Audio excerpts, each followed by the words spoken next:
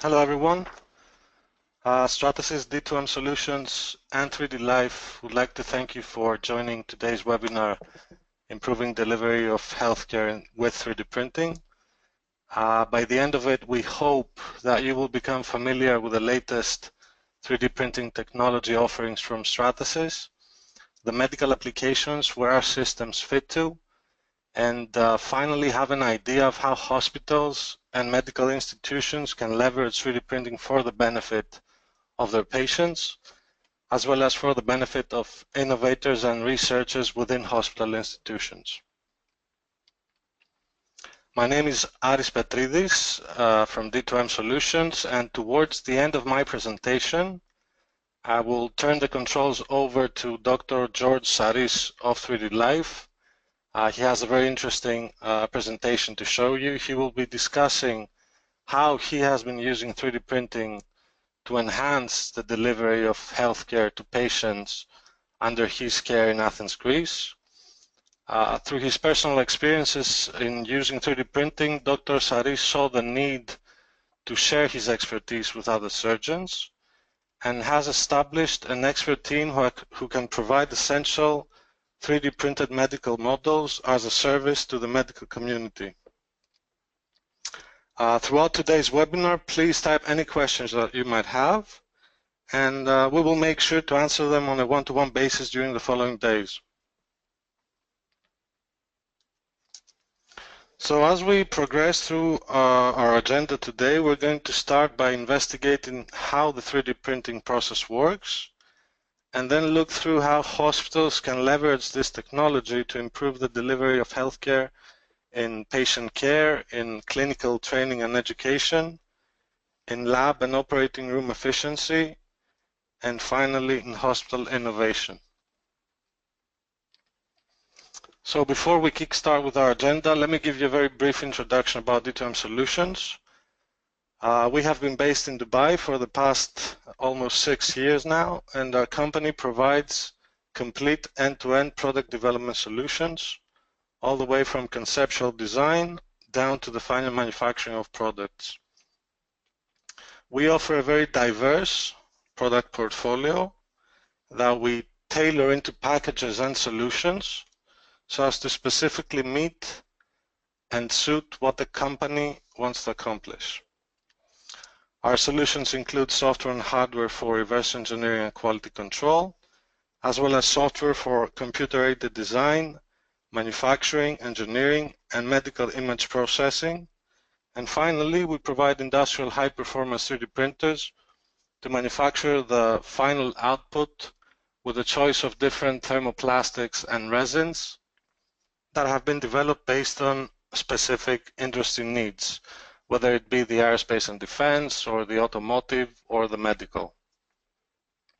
So ultimately, what we strive to do is to improve and optimize the design to manufacturing process, reduce costs whenever that is possible, and at the same time give unlimited design freedom to engineers to unleash their full potential. And this is because 3D printing really gives you the ability to think and develop products and parts that otherwise would be impossible with traditional manufacturing processes. So we are the gold reseller of Stratasys 3D printers. We cover the entire Middle East region along with some other countries in North Africa. Our headquarters is in Dubai, and we have strategic reseller partnerships in Greece, in Pakistan, in Saudi Arabia, so that to ensure fast and efficient region-wide support for our customers.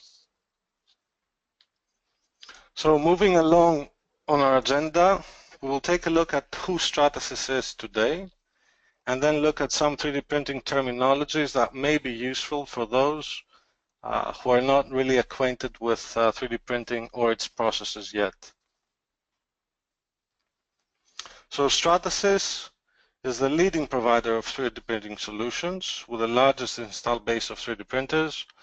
We have over 50% of market share in industrial units sold, and over a third of the desktop units sold in 2014. Stratasys is the combination of not only Stratasys and Object Geometries, the merger that happened in 2012, but it's also a combination of MakerBot since 2013. And in 2014, Stratasys acquired and integrated with Harvest Technologies, Solid Concepts, and GrabCAD. So what is 3D printing?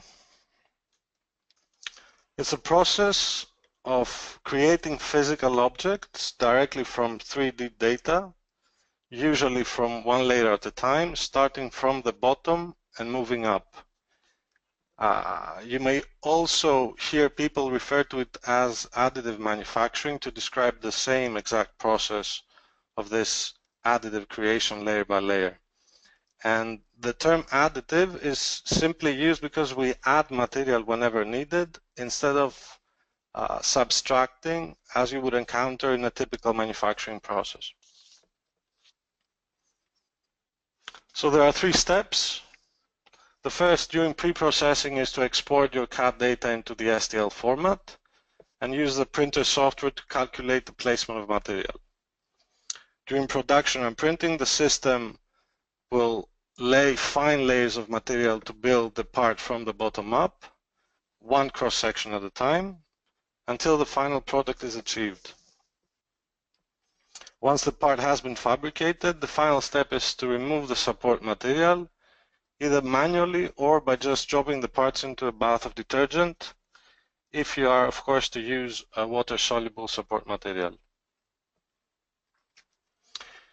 In medical, if I was to summarize, let's say, the workflow, we start with a CT or an MRI or a 3D ultrasound. We then use the Mimic software for the segmentation of 3D medical images. We create accurate 3D patient-specific models. And finally, we 3D print them with Stratasys technologies for a variety of different applications and uses. So, focusing now on what we've learned from our customers who have taken Stratasys' capabilities and added the next level of capability, let's examine why would we utilize 3D printing in the medical industry. And in fact, we have to look first at what is happening and what are the challenges that are facing healthcare. We already know that healthcare is rising in cost, and in the vast majority of countries, in over 95% of them, medical spending is, growing faster than inflation. Patients are focused more and more on understanding what clinical decisions are being made, simply because they're being asked to share more and more of the cost. The aging population and resource constraints are in opposition to this trend and really have to drive us towards creative solutions. Finally, payers are focusing on outcomes. It's not only the economics, but it's what it is wasteful, what are the unplanned readmissions that can result in reimbursement penalties, and how do we think about improving outcomes so that the patients are treated right from the very first time. So as an example here in this chart, in the US, healthcare spending is forecast to grow 4 to 6% per year and is expected to account for at least 19% of the US GDP by 2023. So, and again, as patients are taking on greater share of the cost every day and what clinical decision making happens, and this is a result of the rise of information access to everyone. So, as we look at that, we have seen our hospital customers utilize 3D printing to improve patient care across the spectrum of outcomes and economics. And that medical value chain starts with hospital innovators that think about what is the next generation of products that they want to provide to the patients, to the people that they are delivering care to every day, and that starts with rapid prototyping. It might also include jigs, fixtures, and even production parts to enable labs to operate more efficiently. It can go even into realistic training and education models to quickly evolve the skill sets of physicians that are learning, but also for very skilled physicians who have to undertake continuing medical education throughout their careers. Finally, we have seen our customers utilize our solutions to really change how they communicate with their patients, how they prepare for surgeries, and ultimately how they affect the overall patient care. So let us now walk through some example of each of those elements in the value chain to see how Stratasys' 3D printing solutions are really here to improve the healthcare delivery. So the first area we'll discuss is patient care, and the area that we are focused on is achieving better outcomes. Is for us to be able to take patient-specific images, make customized medical models for the physicians to be able to do pre-surgical planning, as well as get a tactile feel of the patient's actual pathology. Now, in terms of the surgical preparation, it's utilizing these models based on that specific patient anatomy to optimize the approach. It utilizes the material properties to simulate live tissue characteristics, get an unobstructed view like you would get through imaging, but not with the physiological tissue, and then gain those physical, those spatial and tactile benefits that a computer model that is projected on a 2D screen cannot match. So here is a great example of how physicians at a major hospital in Miami are using patient-specific models for a very challenging structural heart disease case involving a little girl, Mia.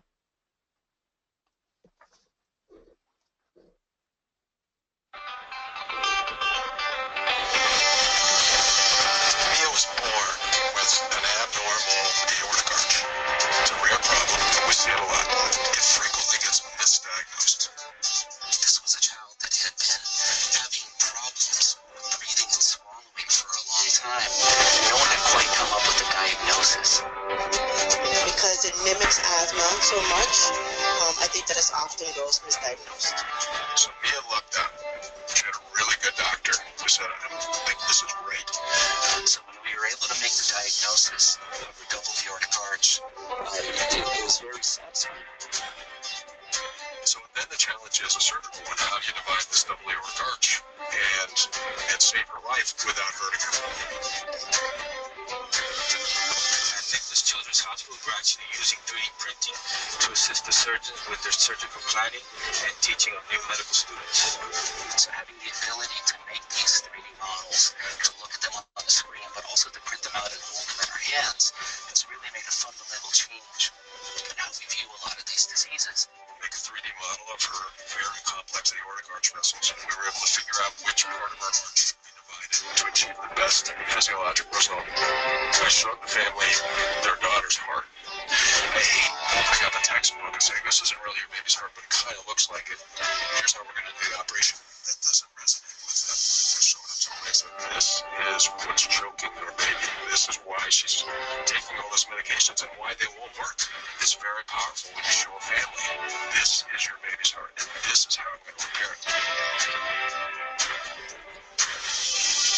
But using the model, you can see how it just does seem simplistic. We were very nervous before we met Dr. Berg. Anytime there's any kind of surgery associated with the heart, honestly, we were terrified. So the fact that the 3D modeling, it just made us feel so much more comfortable with the process. They couldn't feel confident that we were going to do the right thing. When we did the operation, we took intraoperative images, and they look exactly like that model. From having 4.5 years of not knowing to all of a sudden in less than a 2-month time frame, she's back out of her surgery, back to normal. So that's been a great experience for us.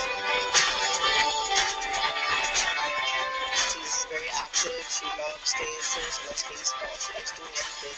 So now it's just going back to normal life and not doing worry.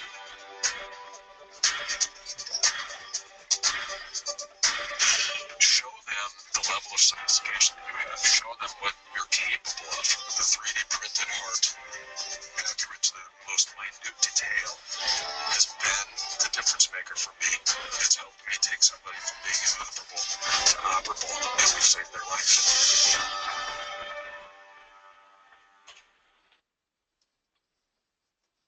So what that video shows us is that 3D printing is really a tool for physicians seeking to optimize patient care, and additionally it can really differentiate your hospital from others in the region by being able to showcase both innovation and technology adoption. And of course, it will bolster your leadership in patient care by providing truly personalized therapy for complex procedures with patient-specific printed models that can really increase the chances of success. So another very exciting part of driving innovation and adoption across hospitals is in research and educational institutions. The question is, how do we train the next generation of physicians and also at the same time allow these hospitals to do continuing medical education throughout the physician's career? So this is a clinical training with 3D printed models that has very few limitations. And if we take a look at the challenges of today, first we have that animal anatomy only approximates human anatomy and may not include, of course, the relevant pathology. Cadavers are very, very highly processed and don't retain a very live tissue feel in addition to not having the pathology of interest. And of course, both of these need to be worked on a very controlled environment. And finally, mannequins merely approximate the average human anatomy and complexity. So as we look across all three of these, 3D printing has been used to make very high impact, clinically relevant training models.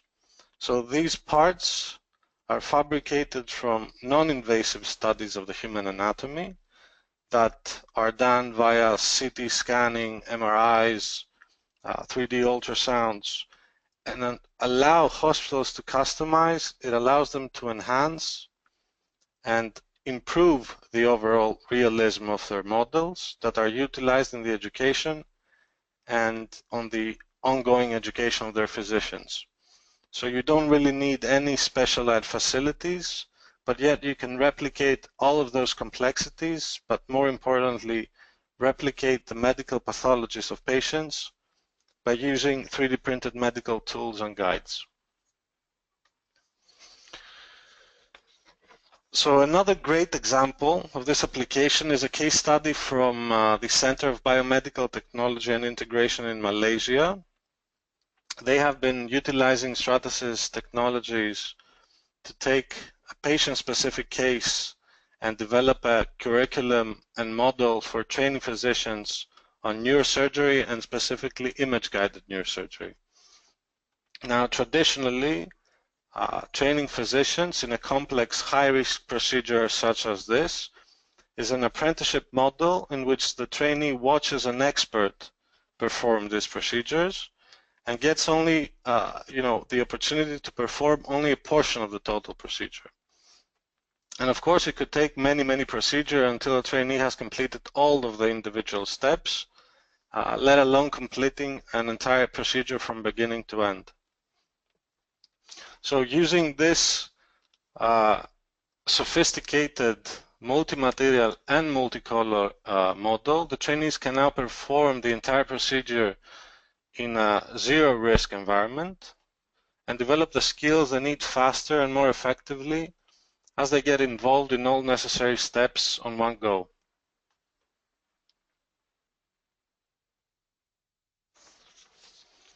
So, as I said, this is a case study from the Center of Biomedical Technology and Integration in Malaysia, where they have utilized printing technologies to take very patient-specific cases on how to train physicians on image-guided neurosurgery. So as you watch the clinician, they can not only open up the skin, but they can also use a bone trephine to be able to prepare for the insertion of a navigation telescope and endoscope into the brain. Of course, the clinician is going to utilize the natural pathways in the brain, the ventricles, to begin to extend further and deeper into the brain. So we start seeing red arteries, we start seeing blue veins. And as we progress deeper into the brain, this is the areas where we can see filled with fluid, mimicking the cerebrospinal fluid of the brain. Here we see a perforation of one of the floors of the ventricles using a pair of forceps. And as we move deeper into the brain, we can begin to see the rising of major arterial blood supply, which is color encoded in red, rising from the neck region up. So what is important as they are training physicians is to show what could be a complication of a biopsy of a tumor in the brain. One of the challenges might be a hemorrhage, a bleed from the arterial blood supply that might be underneath the tumor. So by using this way, we can actually teach physicians in a very simple and educational step how to clear that field of view through irrigation and control the hemorrhage through intracranial pressure. So by using Stratasys' 3D printing solutions, the next generation of physicians will be able to be better prepared for the patient care challenges of the future. So now moving into the lab and operating room efficiency, every hospital, operating room, and research lab has its own unique requirements, of course. And it's very usual that off-the-shelf products are not always sufficient, 100%. So 3D printing, again, comes into play. It can empower the hospital to create custom solutions to meet exactly those unique needs. So as physicians think about, or even medical device companies or medical pharmaceutical companies think about bringing new products to the market, these are rapidly designed, developed, and printed tools, jigs, and fixtures. They can be built on site very, very quickly, 90% faster than with traditional manufacturing processes. In other words, in 10% of the time, and with less than 30 to 50% of the cost.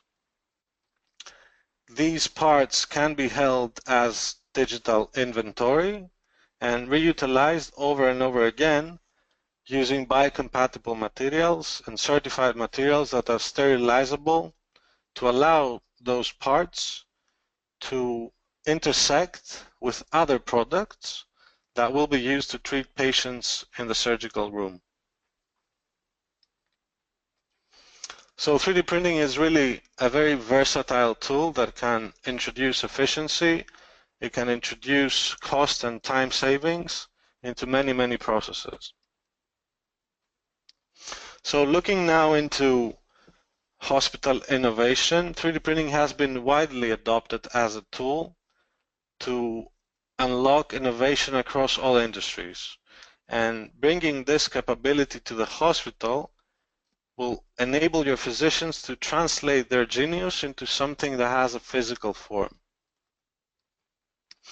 So who are these innovators within hospitals? These are the physicians who are every day touching patients, are dealing with patients, are treating patients, and really intersecting with real-world problems. What we can do is accelerate their time to verification and validation. That might be in conjunction with major medical solution companies, or could also be driven as innovators within hospital environments that think about new ways of treating their own patients. And this is rapid prototyping. So physician insight into the medical care is a great resource for new products and solutions. And that's why 3D printing is the key to unlock that potential. So D2M and Stratasys provide a very wide range of 3D printing solutions with easy operation, a very simple workflow, and we have the widest range of material options anywhere, which really makes us the clear choice for on-site 3D printing. So as we look across our solutions, we provide systems running on FDM technology, which uses production-grade thermoplastics to make strong and durable parts. On the other hand, we also have PolyJet, which produces detailed parts with very fine layer resolution. And for example, our flagship system, the J750, which offers multicolor and multi-material 3D printing parts, is based on that PolyJet technology. And along with the Connex 3 system, are the ideal solutions for hospital environments. So when it comes to material options, Stratasys really has thousands of materials to choose from to fit the exact needs of your application. For the medical sector, that includes materials that can mimic both soft tissue and hard bone within a single print, materials that are biocompatible, that are sterilizable and can be brought into the patient operating environment, and that are production-grade thermoplastics with very high performance characteristics. But it's not only the 3D printers, which are the systems and the materials available, that gives us the ability to create and simplify the workflow in the widest range of material options.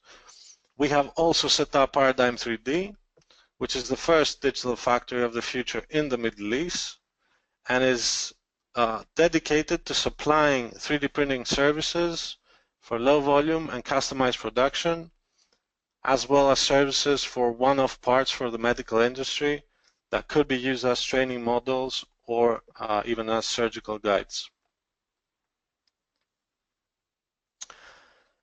So in summary, hopefully I've given you the chance to see Stratasys' technology and the ways our customers are driving hospital innovation from the generation, from the validation, verification of ideas, all the way through improving physician training, and ultimately how they impact the delivery care to their patients. So now I would like to handle the controls over to Dr. Sarris, who is the director of the Athens Heart Surgery Institute. He is the chair of the Department of Pediatric and Congenital Heart Surgery at major Greek hospitals in Athens. And he's also the CEO of 3D Life, a company providing 3D printing services in the medical sector. He will give you his side of the story, how he has been using 3D printing for the past years, and what his company was able to accomplish. Dr. Sarris? Hello from Athens. Can you hear me? Yes, we can, Dr. Sarris. Terrific. Well, I enjoyed your presentation, Aris. It provided a very nice overview. What I will provide in the next few minutes will be our experience with 3D printing and its applications in complex cardiac surgery, especially pediatric heart surgery, and how we came about being involved in this project.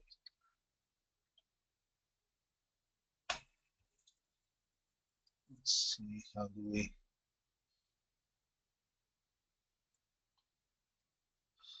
This is a photograph from a specialty newspaper, Thoracic Surgery News, which is a publication of the American Association for Thoracic Surgery, and it's from last year's annual meeting, which took place in Seattle, Washington. And you can see on the front page there's a photograph of some 3D vascular models with the impressive title, 3D printing is poised to transform cardiothoracic surgery, and I think that this statement is very, very accurate. Just briefly, I can tell you that I'm a heart surgeon. I studied medicine in the United States and trained in adult and then pediatric cardiac surgery.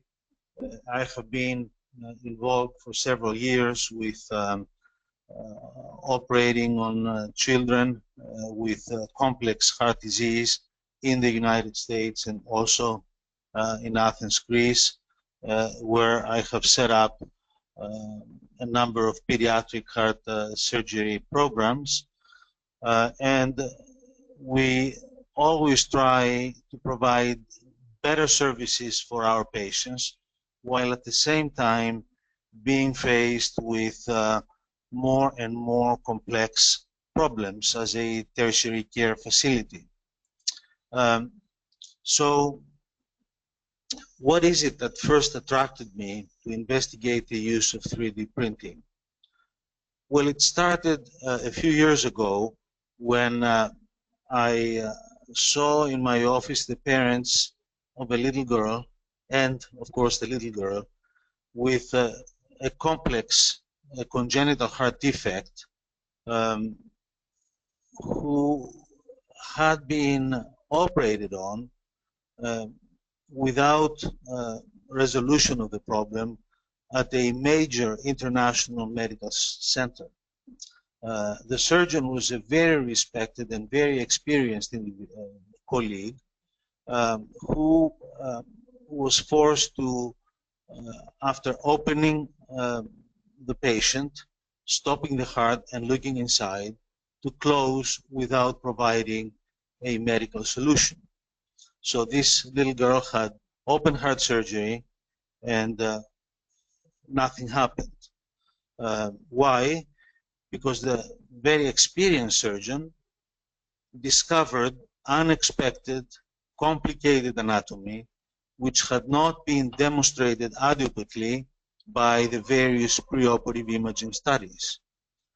Well, during a cardiac operation, the heart is stopped and opened. The heart muscle is protected by various means, but there is only very limited time during which one can safely operate. So the surgeon was under pressure, found a complicated anatomical situation. It was not possible for him, and I think for anyone, to devise a satisfactory solution. So the wise choice was made to back out and complete the operation without solving the problem. What he did, however, which was very wise, was to write a very detailed description of the anatomic findings. And this written detailed description was the basis for us to then be able to think in our head what we could possibly do, come up with a plan, which eventually, after thinking about it, drawing it out, and really agonizing about it, then eventually we did the reoperation of the child, and this was very successful. The question, however, raised in my mind was, well, is there a better, more realistic way to experience what is inside the heart than is possible with modern imaging studies, so that we would not be in a situation of unexpected findings and pressure of time? And of course, myself and many other colleagues have been in similar situations, not rarely. And of course, we know that architects build architectural models, and they can appreciate better what the three-dimensional structure of the house they are planning to build is, and their client can can see what it is and think of modifications. Then I realized in looking into this that dentists were fairly advanced in creating models, initially I guess analog models, but indeed very helpful for them. And the question was, well, can we do this for the heart? The heart has very special features that set it apart from different organs and tissues. Its image density is similar to blood and to surrounding tissues, unlike, for example, bone, which has a very distinct signature, let's so to say, in imaging studies. The heart moves and very rapidly during the cardiac cycle, especially in children. The heart rate is high, and that creates additional difficulties in getting a still image on which to base further processing, and also really very great accuracy is required. Now, as already described, I think, by Peter, traditional creation of 3D structures, models, involves removing material, and we're very familiar with sculpture, which has been used since antiquity to create beautiful art. And in modern manufacturing, we have turning or milling, whereby machines can remove material from a slab of metal or other materials to create a desired part. But as described previously by Aris, in 3D printing, we actually add layer by layer material, and the 3D model is an example of additive manufacturing. Now, in cardiac surgery, when we use 3D printing, we view this as a logical evolution from the early days of anatomical studies pioneered by Andreas Vesalius. We then moved to a two-dimensional image of the human body or part, such as a chest X-ray film. Then science progressed to a CT scan image or a magnetic resonance image, where we see slices of the anatomy, and further it became possible to create virtual 3D images on computer screen. But I'll tell you that there is a huge difference between seeing a 3D representation of a structure based on a CT on the computer screen to actually holding in your hand the physical model of the pathology, as you see here on the right side. So, in order to create a 3D model of the heart, we need to base this process on some applicable imaging modality which provides 3D data. And normally we would use a computerized tomography scan, which for our purposes needs to be enhanced with intravenous contrast in order to delineate the differences between the blood volume in the heart or the blood vessels and the surrounding tissues. Similarly, a magnetic resonance imaging scan also needs to be enhanced with intravenous contrast for cardiac applications. And other possibilities include 3D echocardiograms and rotational angiograms, which can be obtained in modern angiography by modern angiographic machines. The workflow, as described previously, starts first of all by identifying the clinical need. Everything starts when a physician is faced with a clinical problem which requires further investigation or greater understanding in order to do the subsequent necessary steps. So that then leads to deciding which imaging study will be obtained, and that must be obtained under particular conditions and following particular protocols.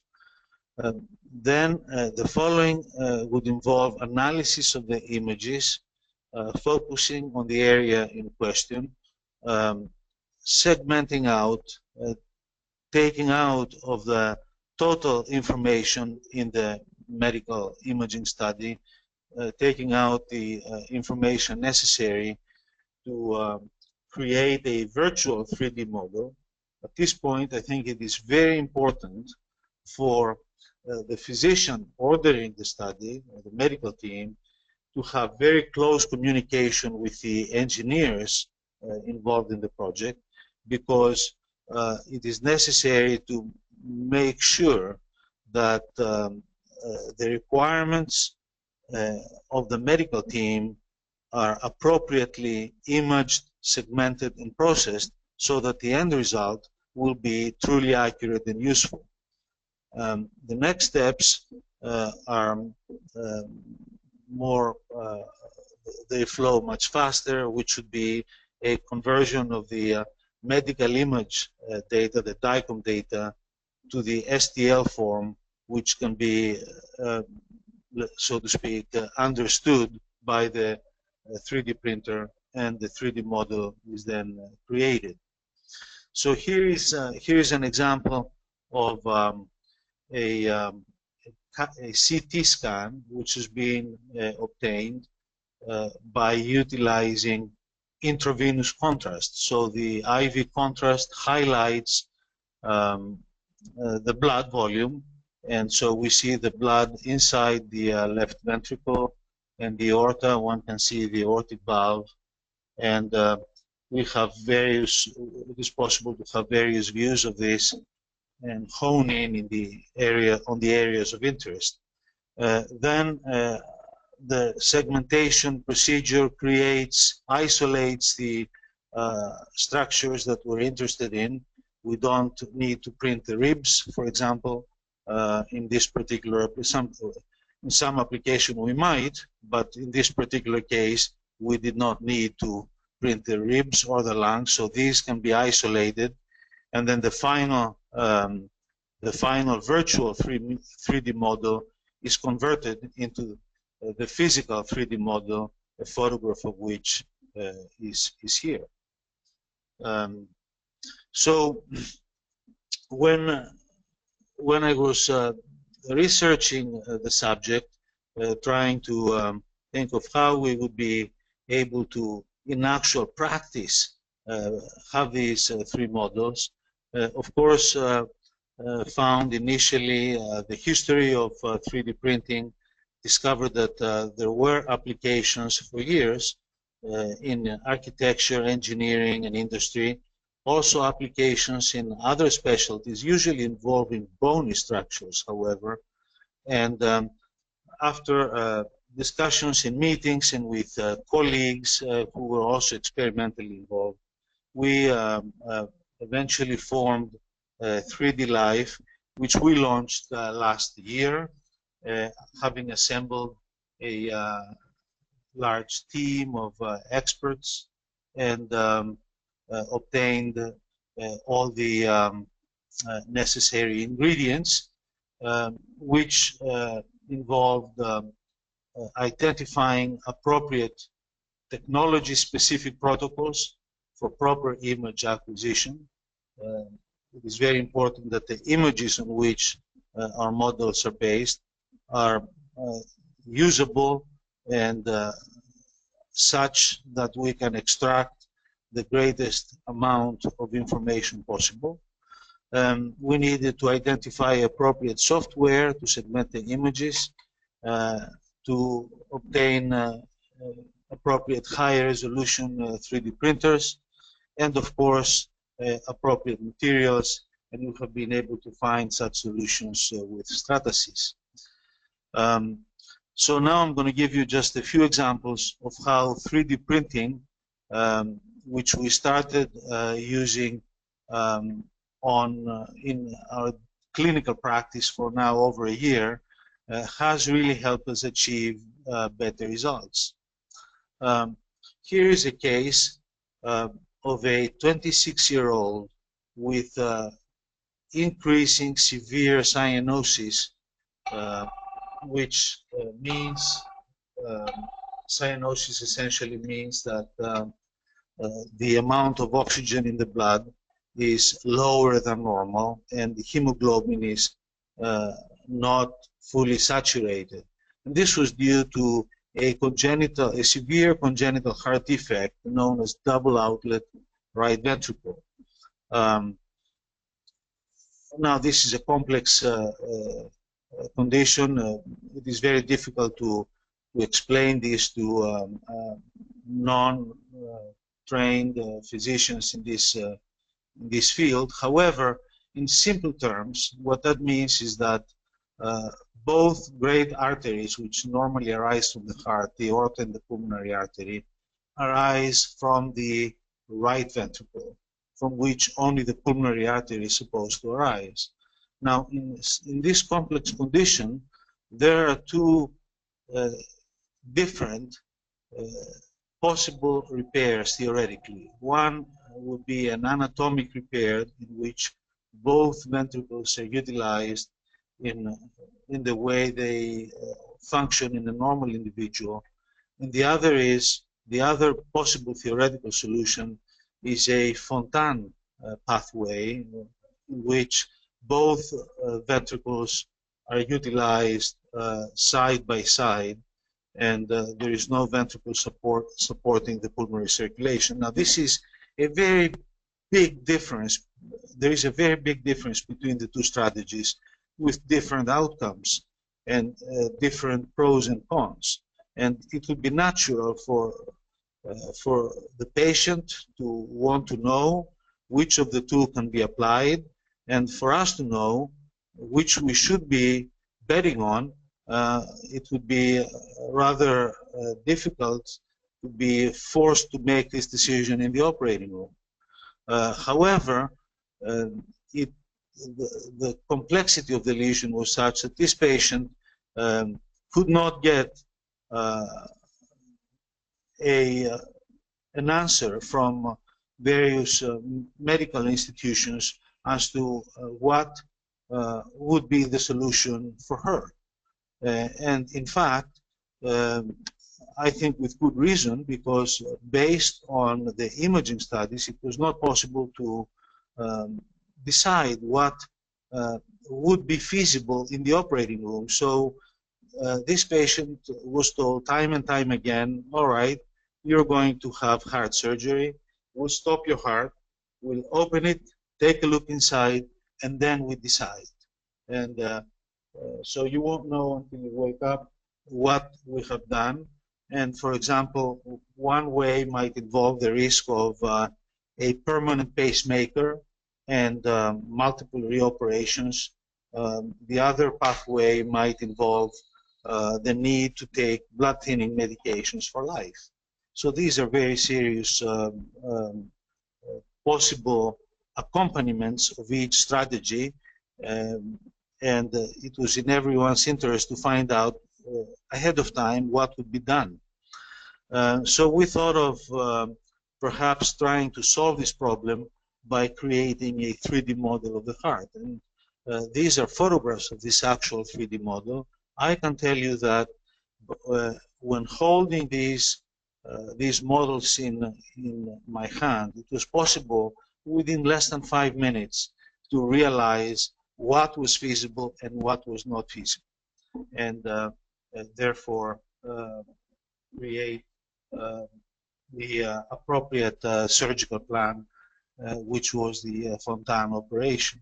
So this was was quite remarkable and really gave us impetus to proceed along and apply this methodology to more and more patients. Here is another example there is a condition known as anomalous origin of the coronary artery from the aorta. This condition is responsible for many sudden deaths of young athletes and young individuals during exercise. You've all probably heard the news that such and such soccer player dropped dead while playing soccer in the middle of an important tournament. And the second most important or the most frequent cause of such a tragic event is the presence of this coronary anomaly. The problem is that this coronary anomaly may exist in some individuals, and yet they are not, these individuals are not subject to the same risk. The risk is present when there is the potential for compression of the anomalous coronary artery by the surrounding tissue. And in this particular young boy, we could not decide, based on examination of the images of high-resolution contrast-enhanced CT, as to whether there could be compression of the artery, and if there were compression, how much did we need to move the surrounding structures to alleviate the compression. So we created this 3D model. We could hold it in our hands. This shows the anomalous, I don't know, can you see the arrow on my screen? We can, Dr. Sarris. You can, okay. So my pointer points to the anomalous artery, which courses between the pulmonary artery in white and the aorta in red. And this is another view of the same physical model.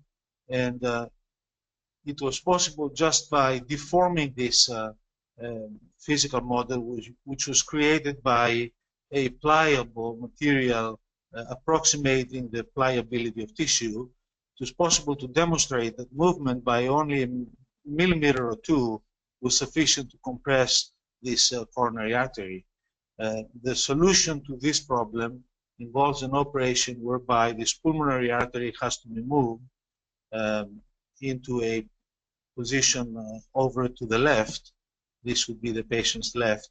And we could, by manipulating this physical model, know exactly how much we had to do this at the time of surgery. This is now another case of a similar problem, and once again there was significant disagreement between medical experts as to whether the coronary artery shown here, originating in a slightly off position from the aorta, could be the subject of compression.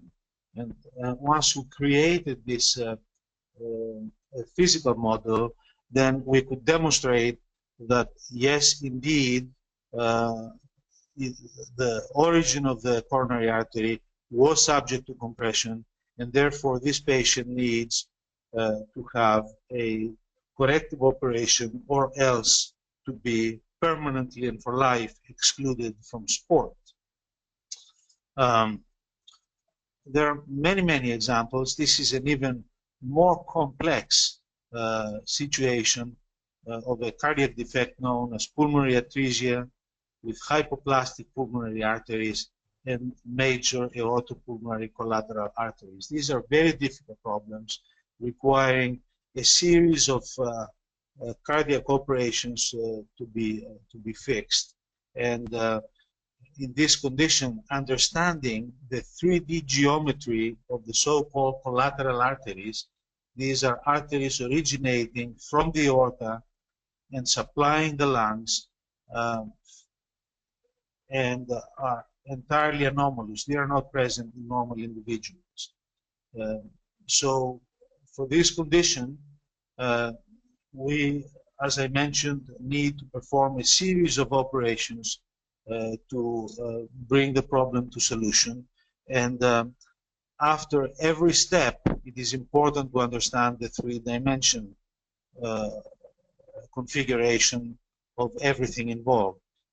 This is a model of the heart, the aorta, and the pulmonary vasculature of this patient after we have performed an initial operation called the aortopulmonary shunting. And in this model, we can demonstrate the artificial shunt that we created. You can see that here there should have been a large artery as large as the aorta called the pulmonary artery, but there isn't. There are all these anomalous vessels, and what we have done is we have created this bridge in order to help these vessels develop.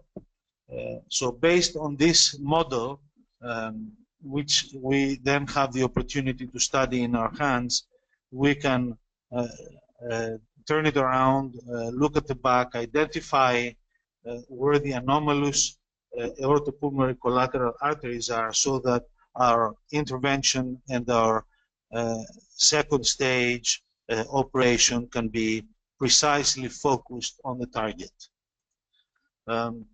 Here is another example of preoperative assessment. This is a case of a young woman who had had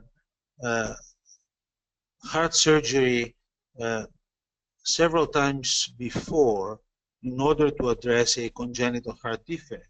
And before a planned reoperation to replace one of her heart valves, we identified on her imaging studies that she suffered from a condition called a pseudoaneurysm. That is best described as a bubble coming off one of the vascular structures of very, very thin wall, which is liable to rupture. Now, what was difficult about this was that the pseudoaneurysm was very, very closely related to the sternum.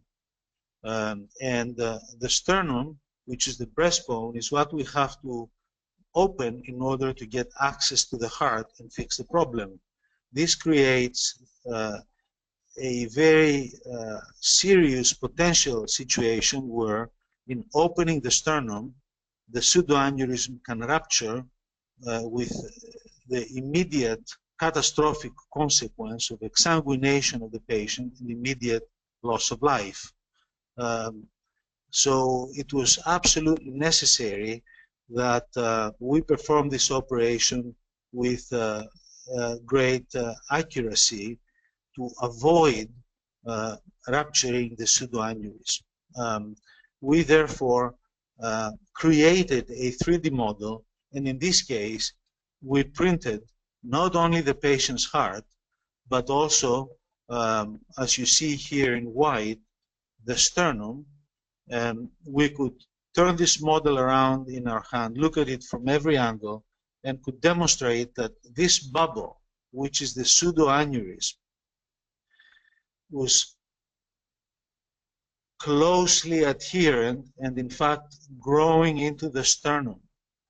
So we therefore were able to devise a line of division of the sternum which would miss the pseudoaneurysm, and we did that quite successfully and were able to perform this operation, opening the patient's sternum, missing the pseudoaneurysm by approximately 2 millimeters, precisely as the 3D model had enabled us to design. And so this patient had very successful operation, and with her permission, she is being photographed here with myself and Lefteris Potopoulos, one of our surgical colleagues, proudly holding in her hand what really helped us to operate on her with much greater safety. You can see here the very close approximation of the pseudoaneurysm of this bubble, which is quite large and extends quite a lot towards the left with the sternum. So I could go on and on. Here's an example of complex aortic valve disease with an ascending aortic aneurysm, which is a large dilatation of the aorta, liable to rupture, and a very complex obstruction of the aortic arch. And this particular model also helped us design this rather drastic operation necessary. So yes, indeed, to go back to my first slide, 3D printing is not only poised to transform cardiothoracic surgery, but it is transforming cardiothoracic surgery, certainly in our practice, and I am sure in the practices of many colleagues around the world. I should say that we've entered our 3D printing project for complex heart conditions, mostly pediatric congenital heart disease, to an medical innovation challenge by the American Medical Association. And the crowd voting segment of this competition ended just a couple of days ago, and I should say that of the many, I think more than 100 proposals of very ingenious innovations in medicine, the preference of the voting public, which consisted of physicians, healthcare technologists, hospitals, and but also patients. Our project was first in preference. I should say that although I'm a heart surgeon and I use these models for heart surgery, but this technology can be used by interventional cardiologists to plan and design implants, especially if they are custom made, and fitting can be assured in pre-intervention dry runs. And here's an example. Here's already a publication which takes a look at what is called right ventricular outflow tract morphology, which is the end of the right ventricle and the pulmonary artery, which can be deformed in various conditions.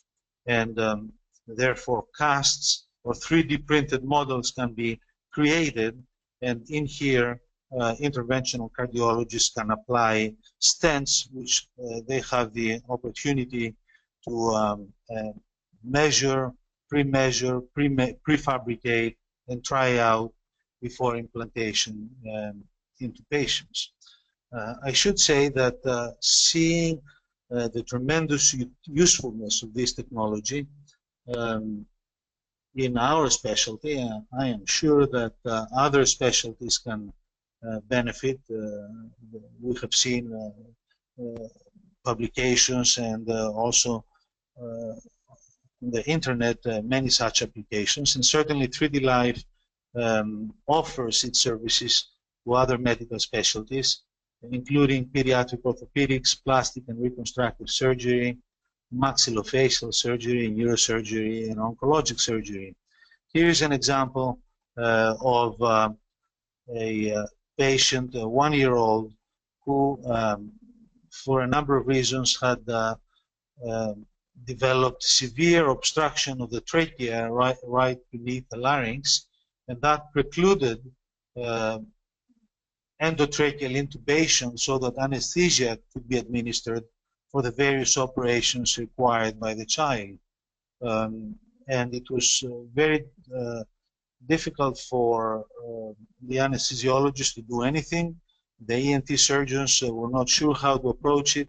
This patient was offered a tracheostomy, which means an opening to be made in the trachea into which a artificial tube would be inserted, so that access to the lungs could be provided for the operations to be done. And of course, a tracheotomy is a very, very difficult thing for a baby to have.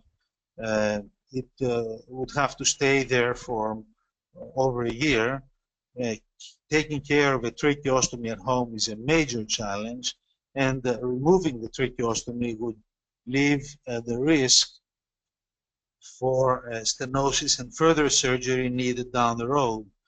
We approach this problem by obtaining high-resolution images of the airway, creating these physical models of the trachea, and they demonstrated the anatomic abnormality, which was tremendously helpful to the anesthesiologists who were able to intubate the patient who had the required operations without the need for tracheostomy. And I would like, having completed this segment of clinical applications, to also say a few words about surgical education. Utilizing this technology, it is possible to create libraries of various anatomical entities, especially the ones that are rare, and therefore they can be studied at any time without having to identify a patient with a pathology in order to understand this pathology. The 3D model created by converting medical images of a particular condition to a physical object can be studied by the team taking care of a patient and have a model of this particular patient's condition rather than the condition of a similar patient. And the even more exciting prospect is that of surgical simulation. Now, we know that simulators exist for various complex human activities. One very well known to the public is flight simulation. Pilots who transport you to London or New York or wherever, before flying you their 747, they have practiced and landed and crash landed this plane at zero risk on simulators many, many times. However, medicine still remains possibly the only high-stakes industry in which practice prior to game time is not routine. And if you think about it, in a rare and complex condition, as I think Aris Petridis really very clearly stated in his presentation, experience is obtained by the apprenticeship model, where a younger surgeon over a long period of time takes part assisting or doing initially a small and eventually a larger or all of the operation before he feels confident to do this independently. But for a rare condition, this can take time. And this practice is practiced on a patient. However, with 3D printed models of complex pathology, that can become very routine. So, for example, here we have a 3D printed model of a very complex congenital heart defect, which is known as hypoplastic left heart syndrome. This is an operation which is so complex that if one looks at the mortality of this operation, on average, in European pediatric heart centers, it ranges from 50 to 80%. The average is probably somewhere around 70% survival. So the mortality is 20 to 30 or 40%. So that's a very complex operation. Clearly, the most experienced surgeon in any team will do this operation, and the younger surgeons will learn how to do this by observing and helping and gradually, if enough cases are available, doing more of these operations. The subject, of course, is always a real patient.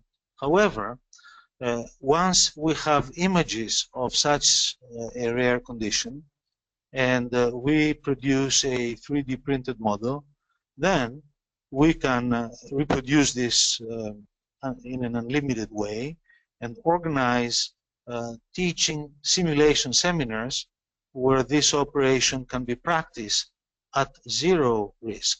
And here are photographs of such a seminar where one can see this yellow material is a patch made of pericardium, which is sutured in the appropriate way in a simulation training module. And then what one can do is one can take down the repair and see what the actual patch, which was applied to repair this condition, looks like. One message from this was that the patch was not a simple shape. It was created by tailoring it along the way, but it is much better to know what the final shape is ahead of time while you trim and formulate the patch as you go. And you cannot do this in any other way than by doing the operation in a model, in a simulation model, and then taking it down and looking at the patch. You cannot do this, of course, in a patient. We have already, we're already planning a series of advanced international postgraduate surgical teaching seminars involving these conditions, and they will be unfolding over the next year. And also, we have launched a multi-institutional study, a cooperative study of 3D printing and its usefulness in the surgical or interventional management of complex congenital heart disease. And we're doing this in collaboration with the European Congenital Heart Surgeons Association and the Association for Pediatric and Congenital Cardiology in Europe. So just to highlight some of the current limitations of this technology, we do need high resolution image data with appropriate contrast. 3D echo is still of limited use. Valves still remain difficult to visualize and print. Segmentation continues to be labor intensive. Therefore, the process is time consuming, but it is improving. And of course, research in implantable biomaterials continues, and I am sure that they will continue to improve. So, in summary, we can say that cardiac 3D printing takes us, allows us to move from cyber virtuality to physical reality, enabling precise understanding of complex anatomy, planning an optimal procedure, simulating an optimal procedure, tailoring of needed parts such as conduits and so forth in advance, avoiding unexpected, unpleasant, and really unsafe discoveries at the time of open heart surgery, therefore permitting a safer procedure with reduced time, more precise application of what the plan is, and leading to a better outcome. Also, there are opportunities for medical education as libraries of models of pathological conditions can be created. The digital libraries can be there and models printed as necessary. Surgical education is, I think, seeing a window to the future. Simulation will be, I am sure, a very critically important part of medical education in medical schools and surgical education in surgical training programs. And we should not forget the value of patient and family education. When a patient and or the family hold a 3D printed model, the surgeon, believe me, is able very quickly to make them understand what the problem is, and therefore have the family as closer partners in a very complex and important endeavor. And to finish, a friend of mine involved in 3D printing told me this: a good image saves 1,000 words, a good model saves 1,000 images, so a good model saves 1,000,000 words. The future will involve bioprinting, which means printing custom-made, not only biocompatible, but eventually live tissues and organs. But I think this will have to be the subject of future seminars as research in this field is evolving and evolving rapidly. Thank you very much.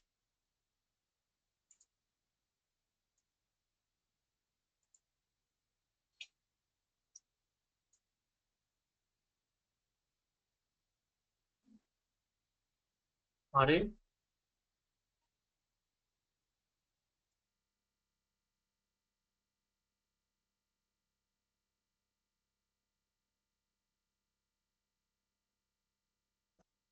Thank you, Dr. Sarris. That was quite amazing. It really showed how 3D printing with Stratus has, you know, saved lives, and I'm sure it will continue to do so. Congratulations for your work to you and your team. I have to say that it's certainly satisfying to say the least, seeing how, you know, our technology has made such a difference in medicine and, you know, generally in people's lives. So at this point, I would like to thank everyone who attended the webinar. We hope you really found it useful and really educating. At least I found it. During the following days, we will make sure to answer all of the questions that we have received. And also, we will share the recorded version of the webinar for all of you who might have joined late. And please share it with your colleagues who were not able to attend the live session today. So on behalf of everyone here, we wish you a good evening.